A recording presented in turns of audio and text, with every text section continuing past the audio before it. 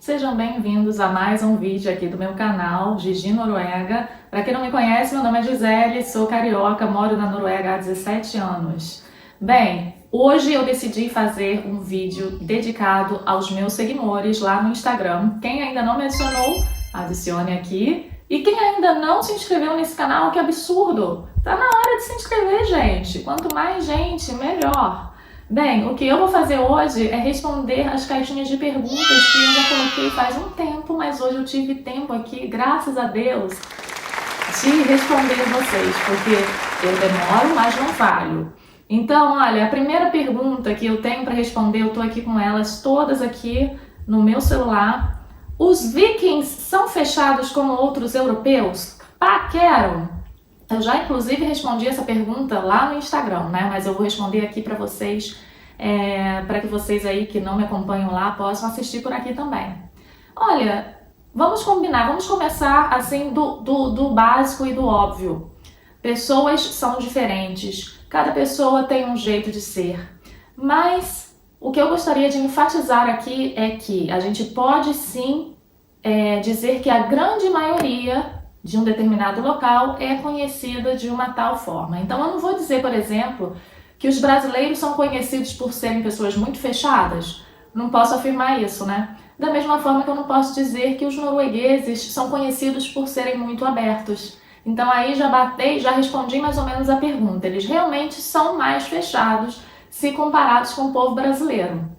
Então, julgo? Não, porque faz parte da cultura deles. Muita gente que mora aqui, infelizmente, pode passar por coisas positivas ou por coisas negativas, porque a vida é assim, na verdade. Não existe vida perfeita e também não existe lugar perfeito. E o que acontece? Cada pessoa reage de forma diferente quando ela passa por alguma situação que a põe numa situação negativa, né? E qual a forma de reagir? Como eu também já passei por coisas negativas aqui, eu tive um relacionamento inicial em que me deixou assim, eu ainda vou falar sobre isso um dia, se vocês quiserem saber, mas que me deixou sem eira nem beira, né? Me deixou numa situação muito delicada e eu não saí falando para o mundo que os suecos são todos um bando disso e daquilo. Então, o que eu acho engraçado é que eu vejo aqui alguns canais que falam, generalizam dessa forma. E generalizar a gente não pode. A gente pode falar de uma forma mais ampla, de que eles são conhecidos por determinada coisa, mas eu não acredito que um povo todo é conhecido por ser falso ou por ser isso e aquilo, né? Então, o que eu tenho a dizer é que a maioria é fechada, mas que vocês podem encontrar diferentes nuances desse lado fechado de ser. Então, paqueram? Paqueram sim. Mas a forma deles paquerar é justamente uma forma muito sutil, porque tudo aqui na Noruega é sutil. É difícil você encontrar alguém batendo boca na rua, porque não é típico dos noruegueses fazerem algo assim que chame a atenção. Eles são pessoas muito, muito reservadas. E tem também o lance daquela lei de Janteloven, que é a lei de Jante, né, em português, em que eles são pessoas assim, a maioria, o correto aqui na sociedade norueguesa é não tentar chamar a atenção das pessoas, não tentar se sobressair assim, como muitos brasileiros gostam. E aí no Brasil é até positivo ser uma pessoa que se sobressai. Aqui a gente tenta ser todo mundo igual em todas as formas, seja no relacionamento, seja no trabalho, o diretor tá lá fazendo café, então tem um lado positivo e o lado negativo da coisa. E paquerar é a mesma forma, né? A gente acha que talvez, porque a gente pode achar, meu Deus, tá me querendo ou não, né? O que é isso? Tá me paquerando ou não? Então fica aquela coisa meio em cima do muro, pode ser negativo para alguns, mas para outros que gostam de pessoas mais, né, reservadas, isso pode ser muito positivo. Então eu, de certa forma, me agradou muito esse lado de ser assim mais reservada, porque eu nunca gostei de gente muito atirada na hora do relacionamento. Eu acho que a pessoa se age assim comigo, tá agindo com todo mundo. Esse é o meu jeito de achar, né? Assim, sempre fui assim. Agora eu nem penso muito nisso, como espero não precisar de algum relacionamento novo, né? Mas é isso. Então, como é que eles paqueram? Olhando, de forma sutil, podem chamar para fazer alguma coisa. Geralmente os primeiros encontros são assim, chamar para uma caminhada, chamar para cozinhar juntos dentro de casa. Então é uma coisa muito diferente do da nossa cultura, né? Então eu posso falar mais sobre isso assim, mas já respondi a sua pergunta. Então vamos partir para outra pergunta. Como foi educar filhos com uma cultura totalmente diferente da sua? Teve conflitos? Bem, minha cultura é diferente, né? Assim, mas eu, Gisele, sou particularmente muito conservadora. Eu sou de uma cultura, assim, os meus pais eram assim, então eu acabei adotando o mesmo jeito de ser na hora de maternar. O meu marido não é muito diferente de mim, né? Ele também pensa da mesma forma, ele quer crianças assim que obedecem, que não falem palavrão, coisas do tipo, né? Então, geralmente estamos em uma boa harmonia, mas é claro que tem coisas também que eu vindo de uma cultura mais assim, que minha mãe era super protetora, e ele vindo de uma cultura em que os pais tentam focar na autonomia da criança. Isso aí foi a parte assim que mais rolou desavenças, não, mas não concordar um com o outro. Mas o que a gente faz é não falar isso na frente das crianças, a gente conversa, né, depois. E ele, como sendo uma pessoa sempre muito tranquila e eu aquela pessoa muito paranoica, tudo vindo por conta da cultura, né? Ele sempre a gente se soma, porque ele me acalma na hora em que eu fico preocupada, quando os meus filhos vão fazer passeios em floresta, vão esquiar junto com a classe, coisas desse tipo. Eu fico sempre muito receosa é a palavra correta? E ele me acalma. Eu já moro aqui há muitos anos, mas eu acho que esse meu lado nunca vai sair de mim, gente, porque já deu, né? Já era pra ter saído e não saiu nunca. Eu sou mãe há 7 anos. Não é tanto tempo assim, mas nesse período inteiro aí eu tento adequar aquele meu lado super protetor, que foi assim, não acho que todos os brasileiros sejam assim, né? Mas a minha mãe foi muito super protetora e eu não consigo ser diferente com eles. Mas eu sei que isso prejudica muito na hora de criar uma criança, porque a gente passa insegurança. E aqui é justamente o oposto, eles mostram a autonomia, querem que a criança vá e faça aquilo que eles têm que fazer. Não tem essa coisa de, são pequenininhos ainda, podem ir para a escola sozinhos. Então eu tento adequar o meu lado super protetor.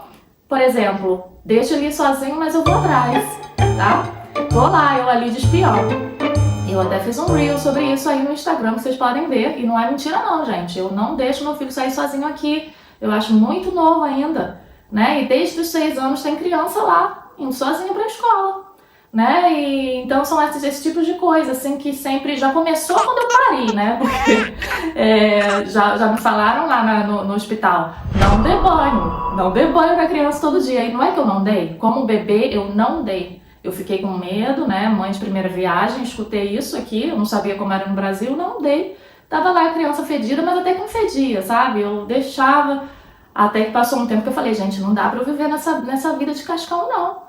Eu tenho que dar banho no meu filho todo dia. E aí, graças a Deus, banho todo dia. O Viking acha super estranho. Os meus filhos chegam em casa, olha, pisar dentro de casa, já pro banho. Tirar essa ziquezira de creche, de catarro, de seja lá o que for que pega lá naquela creche, meu Deus, e escola também. Vambora pro banho. Aqui é assim? Não. O Viking se adequou? Sim. Ele toma banho adulto, eu não sei se isso é para adulto também. Pelo menos graças a Deus, Senhor, graças ao meu bom pai, eu peguei um homem que toma banho todo dia. Mas eu imagino que, pelo menos pelo que eu percebo aqui, eu não sinto, como a gente escuta. Olha, eu já tô passando por outros tópicos, né? Mas eu vejo muitos, assim, vídeos de pessoas que estão no ônibus e estão assim, né? Já peguei, gente, aqui realmente já senti fedor que eu nunca imaginei sentir na vida. Mas foi raro. Então, eu não sei realmente se os adultos tomam banho ou não, mas criança aqui não toma. E isso já virou tópico de conversa aí entre pais e mães na escola. E só assim, papo informal. E fiquei sabendo que não tomam mais, tipo, 2 vezes na semana. É da cultura, eu não julgo. Mas eu, sendo brasileira, não consigo virar a casaca desse lado não, gente. Entrou em casa, lava a mão, me estressa. Eles ainda falam, as crianças falam. Meu amigo tal não toma banho todo dia. Mas eu falo, você não é seu amigo tal. Você, além de ser X e Y, vocês são brasileiros! Brasileiros sim, meu povo! É isso aí. Então vamos para outra pergunta aqui do que? Deixa eu ver. Noruega. Peraí, porque. Olha só, perguntas sobre visto, essas coisas, eu não ouso responder aqui, porque eu não sou da polícia norueguesa, eu não sou da embaixada da Noruega no Brasil. Mas eu ponho dicas no Instagram, então pode deixar que eu não vou deixar vocês na mão, não.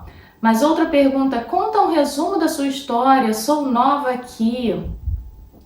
Meu Deus, será que eu devo? Porque já tem tantas versões da minha história aí. Vambora lá, então isso aí vai dar pano pra manga, não é isso que falam? Que eu já esqueci todos os ditados em português. Mas vou tentar resumir. Eu, morando no Brasil, sempre fui uma pessoa, assim, deixa eu falar do início. Eu tenho parentes que moram nos Estados Unidos. Minha tia querida, maravilhosa, foi-se embora para os Estados Unidos junto com as minhas tias-avós que já moravam lá na embaixada. E aí o que aconteceu? Ela foi para lá, então teve filhos, então eu tenho uma família americana, né? Desde pequena eu cresci com aquela coisa, ao recebê-los em casa, aquela coisa fascinante de gente vindo do exterior. Eles abriam aquela mala com um cheiro diferente. Eu pensava, gente, que mundo é esse que eles vêm cheios de brinquedos? Eu, uma criança, né? Recebendo coisas diferentes que ainda não existiam no meu país. Achava aquilo sensacional, ainda mais, né? Nos anos 80, 90, não tínhamos aquela facilidade de viajar tanto, né? Brasil, o povo não era tão viajado assim como é hoje. E não tinha as redes sociais, então para mim era uma novidade. Eu vinha com coisas para a escola, coisas novas ali que ninguém nunca viu na vida. E aquilo ali foi um lado positivo, né? De imaginar. Gente que vem de fora, então é gente diferente que só traz coisa boa para a vida, né? E isso me fascinou. E junto com isso veio a fascinação pelo idioma. Para quem não sabe, esse canal aqui, na verdade, é mais para aprender inglês, porque eu sempre fui uma amante da língua inglesa, né? E daí é que veio essa paixão, porque a minha tia era casada com um americano, aí eu via a minha tia conversando com ele e falava, gente, que coisa linda. E desde pequena eu aprendi, eu fazia o curso no Brasil, né? E a minha paixão era tanta, isso serve aí para os meus alunos que estão aí nesse canal para aprender inglês, né? Minha paixão era tanta que eu ouvi, ter aulas de inglês no curso não era suficiente para mim, eu queria ter acesso a coisas, à língua. Existia, até na época, eu acho que existia TV a cabo, né? E aí eu tinha acesso a alguns programas e além disso eu pedia, olha como é que eu tô aqui entregando a minha idade, né? Eu pedia para minha família que morava nos Estados Unidos trazer VHS, nem DVD, era VHS, para eu ouvir fita também, para eu ouvir músicas atuais lá nos Estados Unidos. Então, tô falando tudo isso para dizer o quê? Que eu era fascinada pela língua e isso me ajudou muito a aprender o inglês de forma mesmo, assim, super eficiente, com poucos anos de idade. O que não era equivalente, assim, às minhas amigas da escola, por exemplo. Eu nunca falava, vou lá no McDonald's. Eu falava, vou no McDonald's. Não era mitidez, era porque eu realmente era super amante da língua inglesa e me fascinava o exterior. E o que eu fiz a partir daí? Eu pensei, gente, qual outra forma que eu posso me comunicar com o mundo lá fora? Ainda não existia, internet eu acho que estava começando na época, né? Essa opção, redes sociais não existia, nada desse tipo, então o que eu fiz? Eu fui assinante do Balcão, se eu não me engano, esse era o jornal, eu nem me lembro direito, posso estar mudando a história assim, de tão velha que ela é, mas eu virei assinante de um grupo chamado Pen Pals. Isso quer dizer que você teria acesso a endereços de pessoas que moram no exterior para você se comunicar através de cartas. E foi assim que eu fiz, novinha, né? Eu tava ainda tipo 14 anos no máximo. E eu me comunicava com pessoas do mundo inteiro, mais ou menos na minha idade. Eram meninas da Finlândia, eu acho que eu tinha 2 amigas lá. Uma delas, eu mantenho contato até hoje. Uma em particular da Suécia, mais ou menos da minha idade. 2 da Alemanha. 2 meninas dos Estados Unidos. E através das cartas eu praticava escrever em inglês, né? E depois disso veio a internet e essa amizade toda passou a ser também na internet, mas a gente conseguiu manter ainda a comunicação, a correspondência aí por cartas, com alguns que ainda não conseguiram se libertar dessa forma convencional de se comunicar. Então, uma dessas pessoas foi um querido sueco, com quem eu me comuniquei por muitos anos também, e depois de muitos anos ele decidiu mochilar com amigos pela América do Sul. E o que aconteceu durante essa viagem? Ele foi para o Brasil, fez a parada dele no Brasil, ele ia depois para Bolívia, se eu não me engano, eu não me lembro exatamente qual seria o país. E ele, ao me conhecer, ele se sentiu tão apaixonado que decidiu ficar por lá. Então, o que aconteceu? Ele morou no Brasil ao invés de continuar mochilando com os amigos, e eu também me envolvi, né? Não morei com ele, mas ele alugou um apartamento do lado meu, e assim a gente se conheceu melhor. Foi muito vai e volta, né? No Brasil, vai e volta que eu digo de viagem, né? Eu fui Antes disso, eu já tinha viajado. O que me levou a mudar foi a combinação de ser uma pessoa super ligada no mundo lá fora. Antes de conhecer esse rapaz da Suécia, eu já tinha viajado muito para os Estados Unidos. Nunca cogitei morar, porque eu era uma pessoa muito próxima da minha família, mas ao mesmo tempo eu não conseguia me ajustar à cultura brasileira. O que é muito irônico, porque agora eu morando aqui há 17 anos, eu sou uma pessoa que acabei sendo aquela mistura dos dois e muito mais brasileira do que eu era antes. Porque lá no Brasil eu não me sentia, eu me sentia muito inquieta, primeiro, em relação à violência do país, não gostava de muita coisa em relação, não tô criticando o povo brasileiro, mas esse lado de ser muito superficial, de ser muito ligado a corpo, à aparência, não me atraía. Sempre fui uma pessoa assim que achava que não tinha que ter tanto foco no lado de se a pessoa quer se arrumar, se arruma, se a pessoa não quiser, problema dela, né? Então eu me sentia assim muito, não infeliz, mas eu não concordava com tudo que eu vivia lá no Brasil, né? E me incomodava de certa forma. Carioca, eu lembro que eu ia para academia e não me sentia como as outras pessoas. Então, eu me sentia fora, um peixe fora d'água, né? E eu gostava do jeitinho de ser quando eu viajava, eu me sentia mais, né? Assim, gente, até que isso aqui eu poderia gostar dessa cultura. E eu viajei pros países nórdicos, antes de conhecer também esse rapaz. E aí voltei, e aí que foi toda a história que a gente começou a se conhecer melhor. E ele voltou para o país dele depois de 6 meses morando aqui, lá no Brasil, né? E depois disso foi aquela história de vai e volta. E acabamos nos casando. Eu era muito jovem, mas eu pensei, eu que era uma pessoa super próxima da minha família, nunca imaginei sair do Brasil. Por mais que eu tivesse aquela sensação de ser um peixe fora d'água. Um peixe fora d'água também porque em relação a essa coisa a coisa inicial que eu falei aqui, né, de gostar muito da cultura estrangeira quando vinha minha tia e eu aprendi a língua, eu queria usar, né, e sempre que eu ia para o exterior, as pessoas achavam que eu era americana, pelo modo que eu falava. E eu praticava a língua todo santo dia. Hoje que eu não falo muito o inglês no dia a dia, a gente percebe que tem que pegar um pouco no tranco assim para conseguir lembrar de todas as palavras, o vocabulário, às vezes pode não fluir com tanta facilidade como fluía antes, quando eu estava nativa mesmo. Então isso aí, uma dica para quem está aprendendo o idioma, que não se aprende assim da noite pro dia, aprende com dedicação. Então foi isso, gente. Eu acabei me mudando pro exterior por conta de um amor que eu acabei, que acabou nascendo desse amor pela língua estrangeira. Que a língua estrangeira, no caso, era inglês, né? A gente se comunicava em inglês, todo mundo, mesmo eles sendo da Suécia, mesmo os outros da Finlândia, o objetivo era escrever em inglês, que é a língua universal.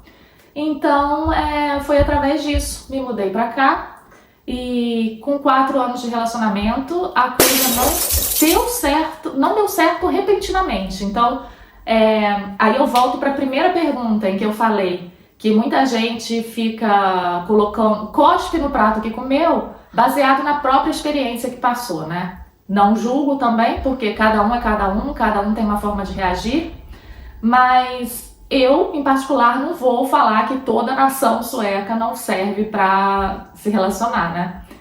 Cada caso é um caso. E o que eu fiz em relação a isso? Eu pensei, volto para o Brasil? Eu, com 4 anos aqui na Noruega, eu aprendi a língua com 4 meses, né?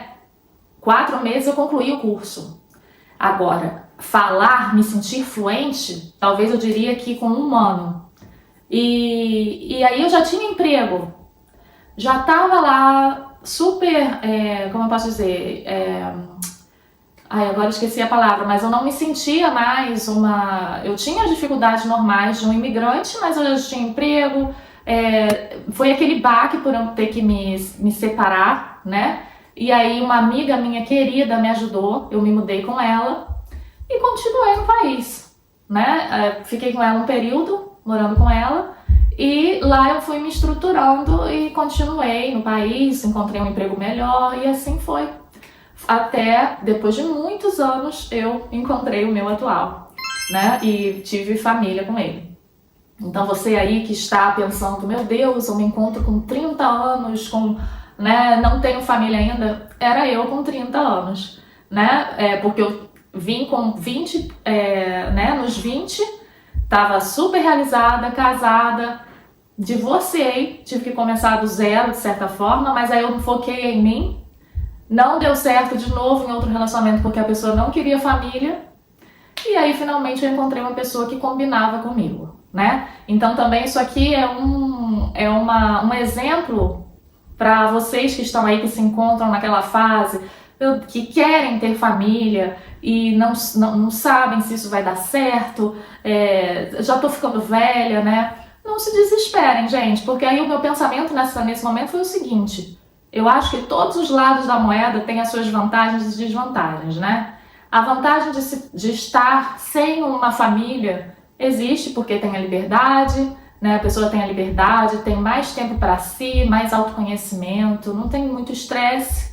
E quem tem família tem todo lado positivo que a gente já sabe qual é, né? Mas eu acho que a gente tem que ter esse pensamento assim de que tentar se adequar com com a fase que a gente se encontra, mas ao mesmo tempo tentar o melhor para atingir o objetivo, que seja qual for, né? Não desanimar por conta de idade, né? Essa é a mensagem que eu tenho para vocês.